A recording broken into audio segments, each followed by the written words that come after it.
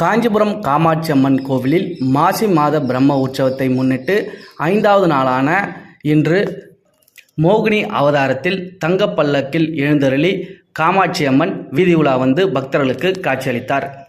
கோவில் நகரம் என்று அழைக்கப்படும் காஞ்சிபுரம் மாநகரின் மையப்பகுதியில் அமைந்துள்ள உலக பிரசித்தி பெற்ற சக்தி பீடங்களில் முதன்மை பீடமாக விளங்கக்கூடிய காஞ்சிபுரம் காமாட்சி அம்மன் திருக்கோவிலில் மாசி மாத பிரம்ம உற்சவம் கடந்த 5 நாட்களுக்கு முன்பு கொடியேற்றத்துடன் தொடங்கி காலை மற்றும் இரவு நேரங்களில் பல்வேறு வாகனங்களில் காமாட்சி அம்மன் எழுந்தருளி பக்தர்களுக்கு காட்சியளிப்பார். அந்த வகையில் 5ஆம் நாளான இன்று பல்வேறு வைர வைடூரியம் மற்றும் பல்வேறு மலர்களால் அலங்கரிக்கப்பட்ட மோகினி அவதாரத்தில் கையில் தங்கக்கிளி பச்சை கிளி வைத்துக்கொண்டு தங்கப்பல்லக்கில் எழுந்தருளி 4 ராஜவீதிகளில் உலா வந்து காமாட்சி அம்மன் பக்தர்களுக்கு காட்சியளித்தார்.